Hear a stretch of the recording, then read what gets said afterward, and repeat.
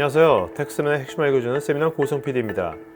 데이터의 중요성이 높아지면서 몇 년 전부터 많은 벤더들이 데이터 분석 플랫폼이라는 제품을 내놓고 있습니다. 이번 세미나에서는 제품의 기능들을 살펴보는 것이 아니라 데이터 분석 플랫폼의 본질이 무엇이고 어떤 방향으로 진화하고 있는지를 살펴보려 합니다. 국내에서 금융, 유통, 서비스 분야의 대표적 기업들의 데이터 분석 플랫폼 관련 컨설팅과 프로젝트를 수행하고 있는 IM그룹의 신창호 대표가 먼저 플랫폼의 의미와 목적을 명쾌하게 정리해 주었습니다. 프레임워크나 플랫폼 같이 내가 하고 싶은 일을 잘할 수 있는 틀을 만들어서 사람들한테 불러서 그곳에서 쓸 수 있게끔 장을 열어주는 그러니까 지금 저희가 플랫폼으로 제일 잘 이해하고 있는 게 유튜브도 플랫폼이죠. 컨텐츠 플랫폼.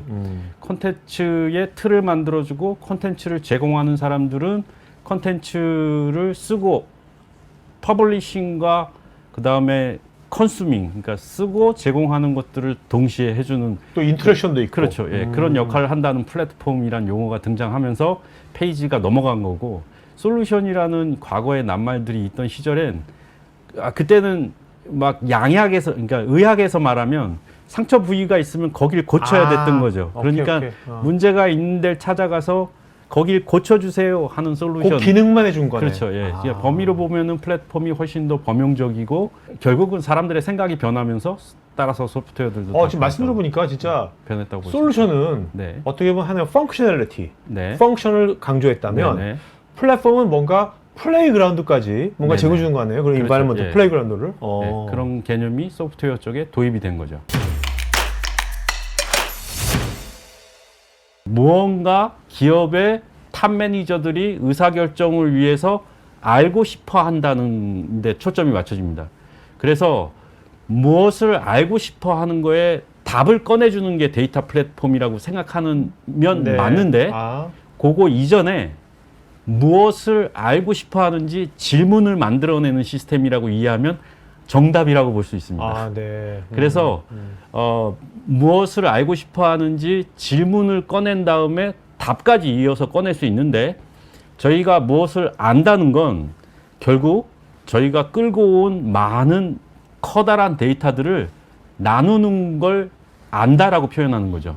그래서 대부분의 인공지능이나 저런 그 어떤 DW나 마트들은 대부분 카테고라이제이션을 통해서 집계, 통계, 확률, 그 다음 인공지능으로 이어지는 거에 토대가 되는 시스템이다.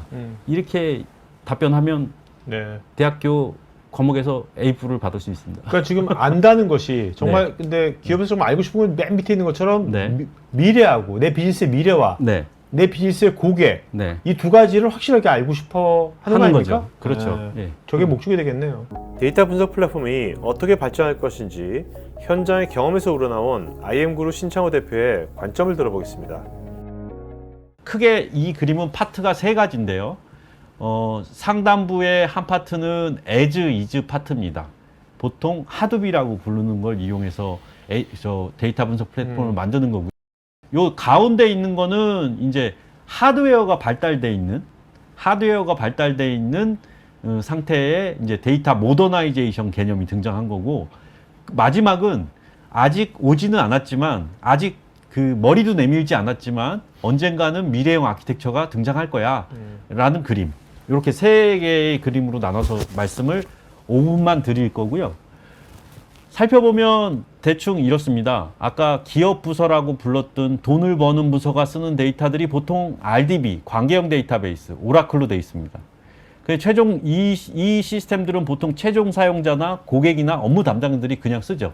OLTP. 네, 보통. OLTP. 네. 그걸 트랜잭션이라고 보통 부릅니다. 그래서 과거에 ETL, Extract, Transformation, Loading이라는 과정을 거쳐서 또 다른 DB로 옮겨가죠. 저희가 DW 마트라고 말했던 요 DB들은 대충 다 컬럼나입니다. 컬럼나는 이제 관계형 데이터베이스는 보통 수학 함수 집합 개념에 기반을 하는데 집합 이제 좌측에 있는 OLTP의 오라클들은 X, Y축으로 생겼다고 보시면 되고 여기 컬럼나는 X, Y축이 뒤집어져 있다고 보시면 맞습니다. 네. 예. 그래서 이렇게 들어가 있는 DB를 통해서 올랩, 여기는 OLTP였고 여기는 OLAP입니다. 요건 트랜잭션이고 T가 요거는 어널리틱스입니다. 그걸 갖고 드릴 다운업을 합니다. 드릴 다운업은 1년에 전체 매출이 100원이었는데 작년 대비 50원이 줄었어요. 그럼 원인을 파악하는 걸 드릴 다운업으로 찾아가는 거죠. 그걸 보통 올랩의 주요 기능으로 보고 있는 거죠. 그걸 보고 의사결정자들은 의사결정을 하고 기획도 하고 계획도 세우고 이런 거 하는 거죠.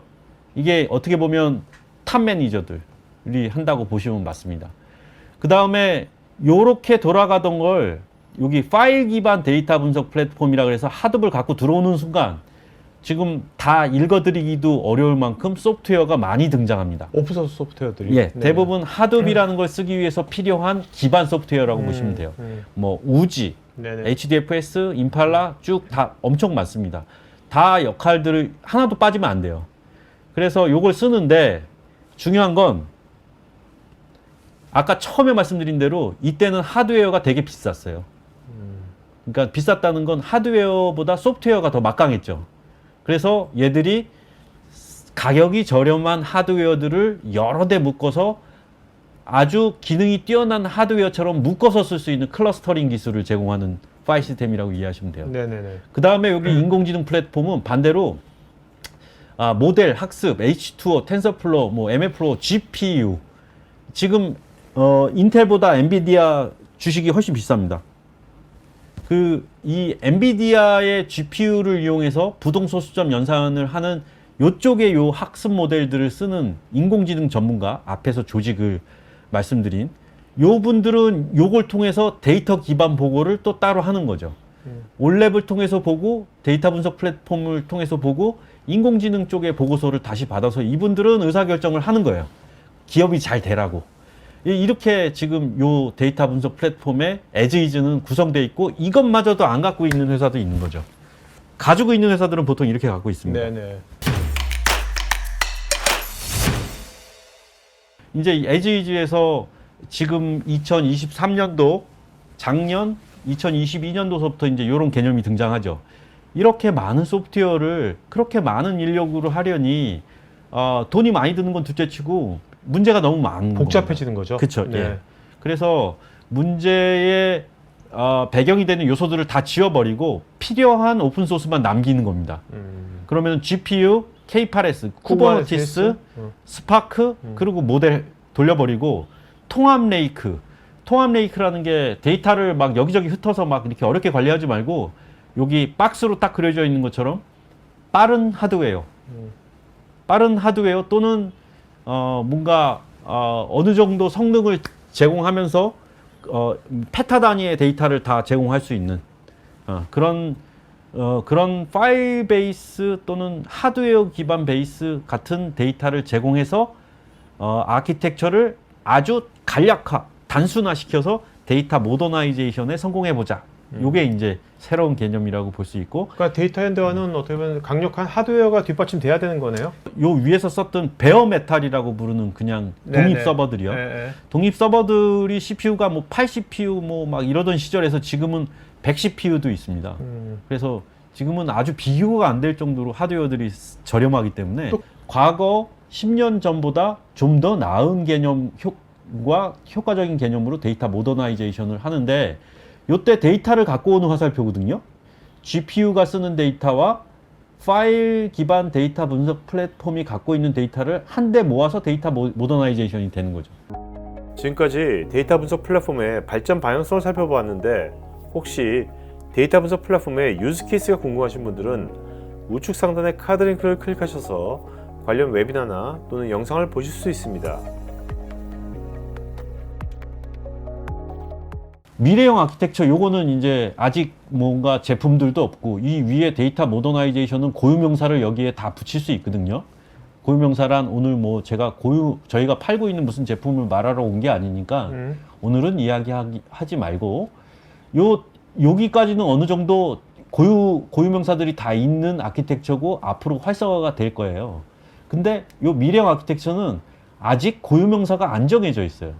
그런데 사람들의 욕망 또는 기업의 환경 그리고 기술이 좋아지면 당연히 저 위에서 불편한 지점들을 제거하면 이렇게 될 가능성이 있다는 거죠. 뭐냐면 저희가 요 두 쪽의 분석을 위한 데이터를 갖고 와서 데이터 모더나이제이션을 외치고 있는 거거든요.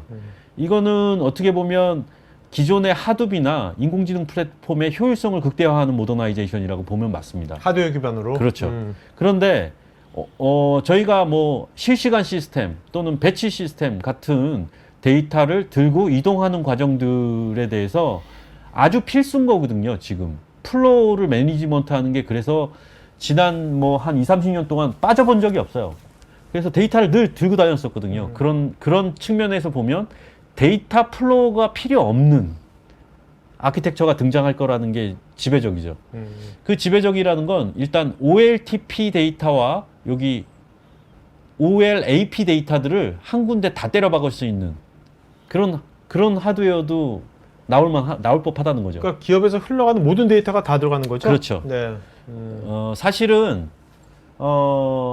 아까 이제 우스갯소리로 판교에 있는 회사들이라 그랬는데 미국의 실리콘밸리에 있는 돈 많이 버는 회사들 이런 아키텍처를 갖고 있는 데가 있습니다. 가서 제가 직접 본 건 아니기 때문에 갖고 있는 걸로 추정됩니다. 이제 기술 베이스나 뭐 이런 얘기를 언급하는 거 보면 저렇게 OLTP하고 OLAP이 다 통합이 되면 네. 뭐가 좋아지는 건가요? 뭐가? 데이터를 들고 이동하는 시간이 사라져요. 사장님이 아침에 네. 내가 온라인 쇼핑몰을 하는데 아침에 출근하자마자 지금까지 매출이 얼마지? 그러면 9시에 열었어요. 그러면 8시 55분까지 매출이 집계돼갖고 보려면 돈을 많이 들여야 돼요. 이 사람, 이 흐름을 빠르게 하기 위해서. 네. 돈을 많이 들여야 돼요. 네. 그런데 이렇게 합쳐지면 매번 9시에 문을 열면 59분, 55초, 59초까지 나온 매출이 집계돼서 바로 보여요. 네네네. 그런 이익이 생기는 거죠. 그래서 돈이 많지 않은 데는 지금 집계 레포트를 어저께 밤 12시 거까지 영업 마감했을 때 것까지만 보고 있는 거거든요. 그런데 이건 그러니까 실시간으로 그냥 다 되는 거네요, 그냥. 이렇게 하면은 이제 데이터가 이원화되지 않기 때문에 네. 데이터를 들고 다닐 필요가 없고 그냥 여기에서 나온 대로 쓰는 거죠. 이렇게 나온 대로 쓰지 않았던 이유가 뭐냐 이렇게 반대로 물어볼 수 있거든요. 저렇게 쓰면 되는데 아주 스몰러한 데는 이렇게 쓰고 있죠. 돈이 없기 때문에 이런 걸 못 만들기 때문에. 그런데 큰 데는 기술적으로 너무 커다란 데이터들이 있기 때문에 이렇게 한 통으로 사용을 못 하는 거죠. 그렇게 그런 이유들에 의해서 데이터 분석 플랫폼이나 이런 것들은 이렇게 흘러서 언젠가는 멀지 않은 미래에 지금 기술의 속도라면 당장 내년에 이런 일이 벌어져도 이상할 게 없을 정도로 빠른 기술 성장이니까요. 테크 전문 채널 톡화이트에서는 데이터 저장, 분석, 보호 관련 다양한 전문가들과 언제든지 상담하고 소통할 수 있는 구해줘 데이터란 공간이 있습니다. 구글에서 한글로 톡화이트 치시거나 우측 상단에 링크를 클릭하시면 됩니다. 여러분의 좋아요와 구독은 컨텐츠 제작에 큰 힘이 됩니다.